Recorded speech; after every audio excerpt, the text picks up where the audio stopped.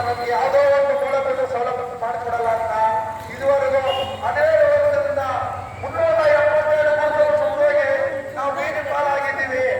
ಆದರೂ ಕೂಡ ನಮಗೆ ಯಾವುದೇ ಮೂಲದ ಸೌಲಭ್ಯ ಸಿಕ್ಕಿಲ್ಲ. ಈಗ ಇಂಡಿಯಾ ಗೌರ್ಮೆಂಟ್ ಫಂಡ್ನಿಂದ ಒಂದು ಗುಡಿಸಲು ಕೊಟ್ಟೋದ್ರೆ 50,000 ರೂಪಾಯಿ ಅವರಿಗೆ ಅನುದಾನ ನೀಡಬೇಕೆಂದು ಡಾಕ್ಟರ್ ಅಂಬೇಡ್ಕರ್ ಅವರು ಬರೆದಿರೋ ಸಂವಿಧಾನದಲ್ಲಿ ಐತೆ.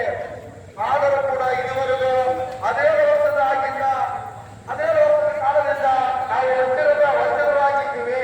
ಇದುವರೆಗೂ ಯಾವುದೇ ಗವರ್ಮೆಂಟ್ ಇಂದ ಯೋಜನೆಗಳಿಗೆ 580 ಮನೆ 24 ಮನೆಗೆ ಹತ್ತಿರದಲ್ಲಿ ಬೇಕಾಗಿ 2010ರಲ್ಲಿ ಬಿಸಿನೆಸ್ ಪಾಸ್ ಮಾಡಿದ್ದಾರೆ.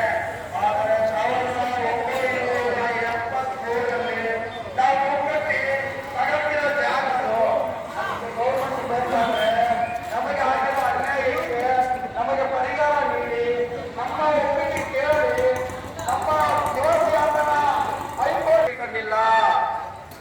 ಯಾವುದೇ ಒಂದು ಸಂಘಟನೆಗೆ ನಮ್ಮನ್ನ ಲೆಕ್ಕಕ್ಕೆ ಇಟ್ಕೊಳ್ಳಿಲ್ಲ. ಯಾಕಂದ್ರೆ ನಾವು ಪಾಕಿಸ್ತಾನದಿಂದ ಬಂದವರಲ್ಲ. 1911ರಲ್ಲಿ ಮೈಸೂರು ದೇವರಕಟ್ಟೆಗೆ ಬಂದಿರೋ ತಮಿಳ್ ಜನಾಂಗ. ಆದರೆ ನಮ್ಮ ತಾತ ಹುಟ್ಟಿದಿಲ್ಲಿ, ನಮ್ಮಪ್ಪ ಹುಟ್ಟಿದಿಲ್ಲಿ, ನಾನು ಹುಟ್ಟಿದಿಲ್ಲಿ, ನಮ್ಮ ಮಗ ಹುಟ್ಟಿದಿಲ್ಲಿ, ನಮ್ಮ ಮಮ್ಮಿ ಹೋದ್ರೆ ಇದೇ ಮಣ್ಣಲ್ಲೇ ಇರ್ತೀವಿ ನಾವು. ನಮಗೆ ಮೂಲಭೂತ ಸೌಲಭ್ಯ ಮಾಡಿಕೊಡ್ಬೇಕಂದು ನಾವು ನೇರನಗರ ತಮಿಳ್ ಕಾಲೋನಿ ಸಹವಾಗಿ ನಾವು ಮನವಿ ಮಾಡ್ಕೊತಾ ಇದೀವಿ.